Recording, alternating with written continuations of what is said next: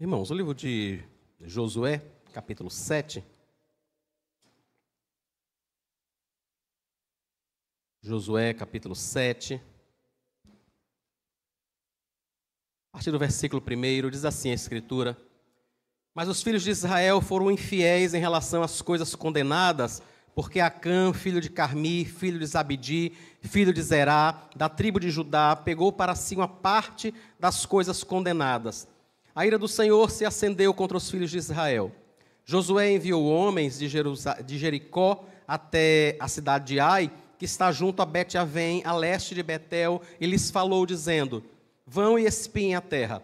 Os homens foram e espiaram a cidade, e voltaram a Josué e lhe disseram: Não é necessário que vá todo o povo, basta uns 2 ou 3 mil homens para atacar a cidade de Ai.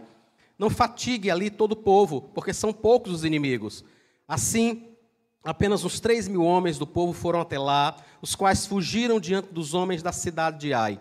Os homens dali mataram uns 36 deles, e perseguiram os outros desde o portão da cidade até as pedreiras, e os derrotaram na descida. E o coração do povo se derreteu e se tornou como água. Então Josué rasgou a sua roupa e se prostrou com o rosto em terra diante da arca do Senhor até a tarde, ele e os anciãos de Israel, e puseram pó sobre a cabeça. E Josué disse: Senhor Deus, por que fizeste este povo passar o Jordão, para nos entregares nas mãos dos amorreus, para sermos destruídos? Antes tivéssemos nos contentado em ficar do outro lado do Jordão. Senhor, que direi? Pois Israel virou as costas diante dos seus inimigos. Quando os cananeus e todos os moradores da terra ouvirem isto, nos cercarão e apagarão o nosso nome da face da terra. Então, que farás ao teu grande nome? Então o Senhor disse a Josué: Levante-se, porque você está assim prostrado sobre o seu rosto. Israel pecou. Quebraram a minha aliança, aquilo que eu lhes havia ordenado, pois tomaram das coisas condenadas, furtaram, mentiram e até debaixo da sua bagagem o puseram. Por isso os filhos de Israel não puderam resistir aos seus inimigos. Viraram as costas diante dele, porque Israel está condenado à destruição. Não continuarei com vocês, se não eliminarem do meio de vocês a coisa roubada.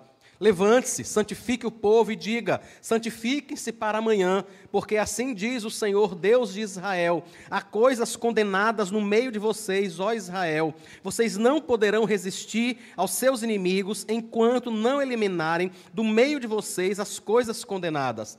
Pela manhã, pois, vocês se apresentarão segundo as suas tribos, e a tribo que o Senhor designar por sorteio se apresentará segundo as famílias. E a família que o Senhor designar se apresentará por casas, e a casa que o Senhor designar se apresentará homem por homem. Aquele que for achado com a coisa condenada será queimado, ele e tudo o que estiver, porque quebrou a aliança do Senhor e cometeu um ato infame em Israel. Então Josué se levantou de madrugada e fez com que Israel se apresentasse segundo as suas tribos, e a sorte caiu sobre a tribo de Judá. Ele fez com que se apresentasse a tribo de Judá, e a família indicada foi a dos Zeraitas. Fez com que se apresentasse a família dos Zeraitas, homem por homem, e a família indicada foi a de Zabdi. E fazendo com que se apresentasse a família de Zabdi, homem por homem, o indicado foi Acã, filho de Carmi, filho de Zabdi, filho de Zerá, da tribo de Judá. Então Josué disse a Acã: Meu filho, dê glória ao Senhor, Deus de Israel, e renda louvores a Ele. E conte-me agora o que foi que você fez, não me esconda nada. Acã respondeu a Josué: É verdade que eu pequei contra o Senhor, Deus de Israel, e fiz assim e assim. Quando vi entre os despojos uma boa capa babilônica, uns 2,5 quilos de prata, e uma barra de ouro pesando mais de meio quilo, cobicei essas coisas e as peguei para mim.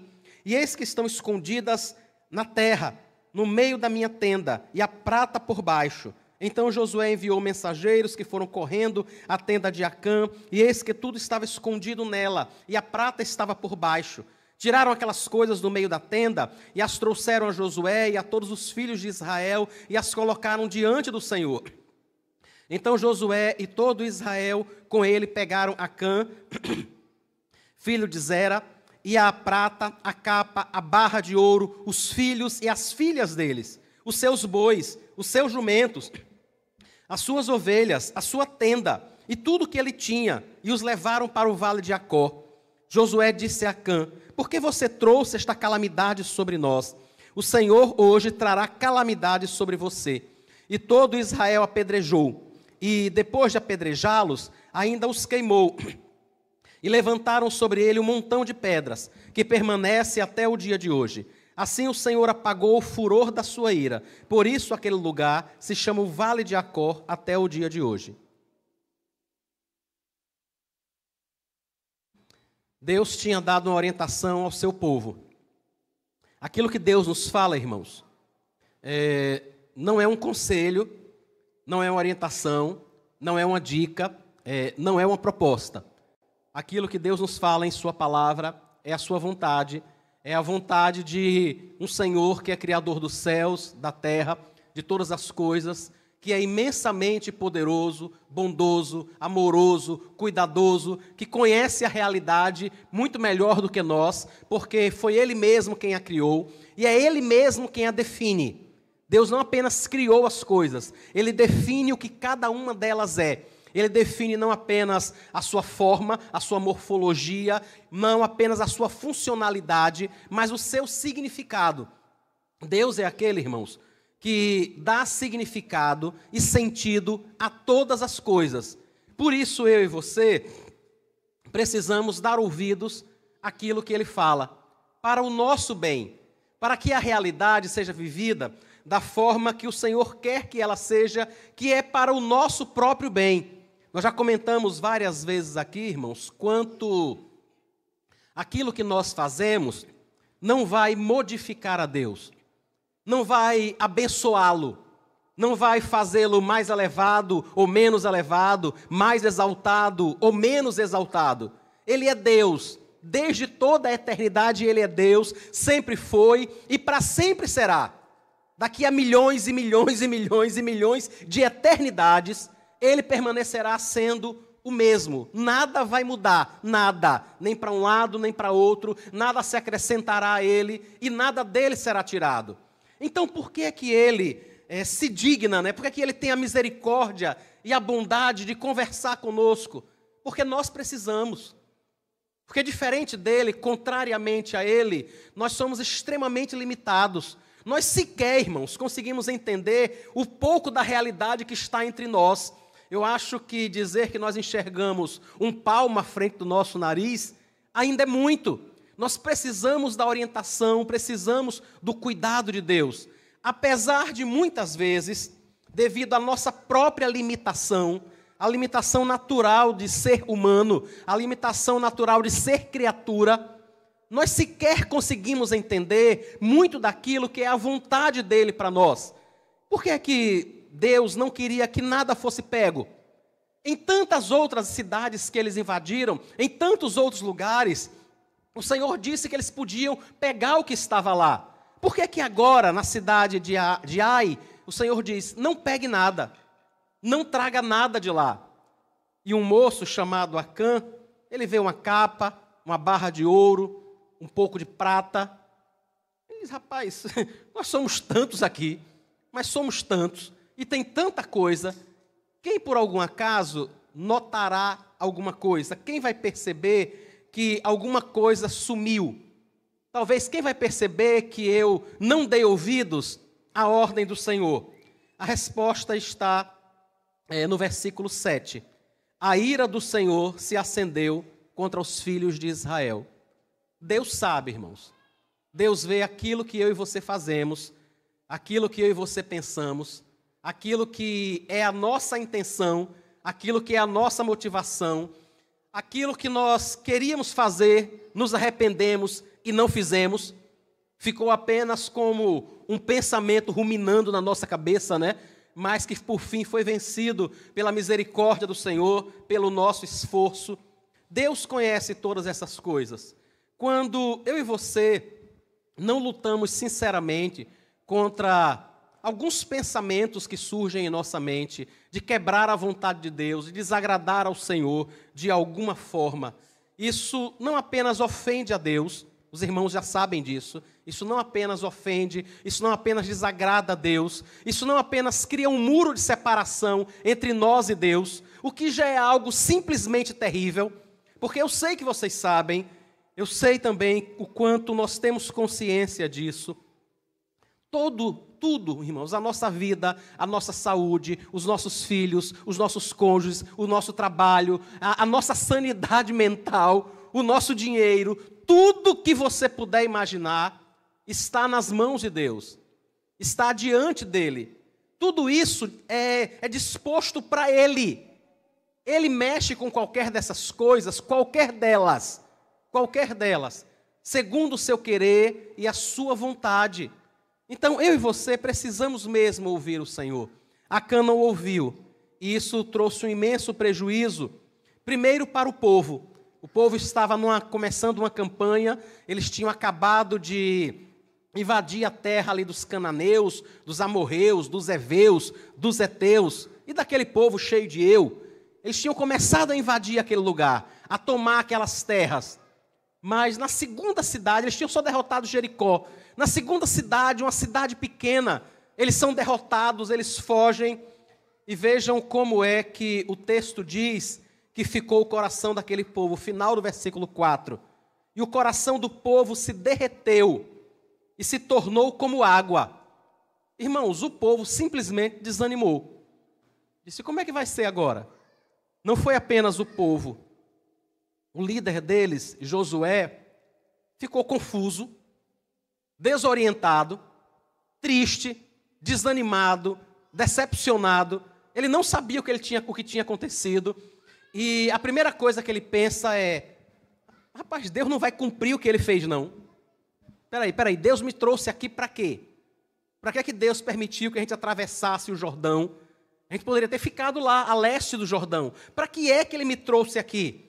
Percebem como os efeitos dessa falha de Acã, desse pecado dele, entristece o povo, entristece o seu líder, faz com que o seu líder duvide do próprio Deus. Josué se coloca diante de Deus e começa a conversar com o Senhor. É muito interessante que Josué, irmãos, não faz isso de forma arrogante. Josué não faz isso de forma descrente. Ele está apenas abrindo o seu coração diante de Deus. Ele está colocando diante do Senhor a sua frustração. Por que é que eu sei disso? Porque está no texto. Veja a reação que Deus tem à oração de Josué, versículo 10. Então o Senhor disse a Josué, levante-se, porque você está prostrado sobre o seu rosto. Entendem, se Josué estivesse questionando a Deus, se ele estivesse atacando a soberania de Deus, se ele estivesse, na realidade, irmãos, em estado de rebeldia, não era isso que Deus iria dizer a ele. Muito pelo contrário. Mas veja o que é que Deus diz. Rapaz, se levante, pare de chorar. Israel pecou, eles quebraram a minha aliança, fizeram o que eu disse que não era para fazer. Se levante, vá resolver e as coisas vão se ajustar. Foi exatamente isso que Josué fez. Ele fez, inclusive, com a orientação de Deus. Foi Deus que disse, reúna todo mundo, separe as 12 tribos, escolha uma delas, depois dessa tribo escolha uma família, dessa família escolha uma pessoa. Josué fez exatamente como Deus havia dito que ele deveria fazer. Vejam a diferença entre o comportamento de Acã, que resolve desobedecer a Deus, e o comportamento de Josué, que resolve obedecer aquilo que Deus mandou fazer. Josué não fica lá perguntando, mas Senhor, em que foi que eles pecaram? O que foi que aconteceu? E outra coisa, Senhor, me tire só uma dúvida. Já que alguém pecou, o Senhor não podia ter dado um jeito só nesse alguém? O Senhor não podia ter resolvido só com ele? Por que é que 36 pessoas morreram? Por que é que o povo todo teve que se entristecer? Por que é que o coração deles teve que derreter como água? Por que é que eu tenho que estar passando por isso? Entendem que Josué não está questionando nada disso. Algumas vezes a gente faz isso, né? Algumas vezes a gente diz, mas Senhor, tudo bem que pecou, mas o Senhor não podia resolver só com ele, não? Não podia dar um jeitinho para resolver isso, não? Não é isso que Josué está fazendo. Ele reconhece a soberania, a sabedoria de Deus, e ele apenas se coloca diante do Senhor. Ele ora a Deus e o Senhor diz a ele o que fazer. Ele faz isso no outro dia, ele chama o povo, e é interessante o que ele diz a Acã, versículo 19, quando Acã é escolhido. Meu filho, dê glória ao Senhor, Deus de Israel, e renda louvores a Ele. Quando nós confessamos, irmãos, as nossas falhas, nós glorificamos ao Senhor. Quando nós pecamos, quando nós desobedecemos a Deus, nós desagradamos ao Senhor. Diante do povo, nós ofendemos a Deus. De alguma forma, nós damos um testemunho ruim sobre o próprio Deus, quando nós pecamos. Uma das razões para que haja um processo disciplinar, uma ação disciplinar na igreja, é para manter a glória do Senhor, para manter a pureza da igreja. A disciplina é a igreja reunida, dizendo a um irmão: olha, você talvez não entenda agora, talvez os seus olhos ainda não estejam abertos, mas o seu comportamento ofende a Deus. O seu comportamento ofende o povo do Senhor, ofende a comunidade. O seu comportamento faz com que o povo se entristeça. O seu comportamento gera maus exemplos, faz com que outras pessoas sejam tentadas a fazer o mesmo que você. Por isso, algumas vezes, nós precisamos dizer à igreja: olha, o irmão foi chamado pelo conselho e foi orientado. Ele vai passar um tempo afastado da comunhão da igreja, enquanto pensa sobre o que fez. Isso é feito, irmãos, para que o nome do Senhor seja glorificado. É exatamente isso que Josué diz a Acã: dê glórias ao nome do Senhor, renda louvores ao Senhor. Eu e você precisamos olhar para a nossa vida, olhar para o que nós temos feito e tentar, irmãos, não minimizar. Tentar não minimizar. Talvez Acã tenha feito isso. Talvez Acã tenha pensado: mas me diga, por que cargas d'água Deus lá do céu ia se importar com uma capa, com meio quilo de ouro, com um pouco de prata? Por que que Deus iria se importar com isso? Irmãos, Deus se importa em que eu e você obedeçamos a Ele, ouçamos a sua voz. E eu volto a dizer, para o nosso bem. É para o nosso bem. É para que nós possamos crescer como pessoas, para que nós possamos crescer espiritualmente. Isso revela o cuidado dele conosco. Eu e você, então, precisamos não minimizar as coisas.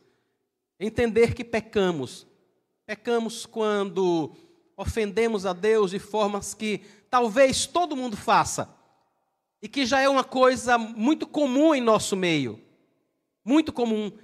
Eu não sei se eu consigo lembrar de uma coisa tão comum quanto o modo como a gente se excede muitas vezes comendo. Não é uma coisa assim extremamente comum e aceitável. Não é? É muito comum, é muito aceitável. Que aí a gente peca contra isso. A gente peca com isso, né? A gente peca contra Deus. E minimiza isso. Para mim o mais complicado não é apenas pecar, varrer isso para baixo do tapete. Esse e diversos outros aspectos. A gente, de alguma forma, se acostuma, por exemplo, a gritar com os nossos filhos, a ser grosseiros com eles, sabe? A não tratá-los com a dignidade que eles devem ser tratados.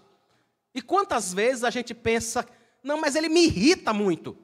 Ele me tira do sério, você não sabe, não. Você não sabe o que ele faz, não. Eu entendo, irmãos, eu entendo que a gente acaba se irritando com algumas coisas. Mas você percebe que continua sendo pecado esse comportamento? É isso que eu queria lembrar para você e para mim. Talvez coisas que sejam muito comuns, talvez coisas que sejam até aceitáveis no nosso meio, né? Que a gente faça com certa facilidade.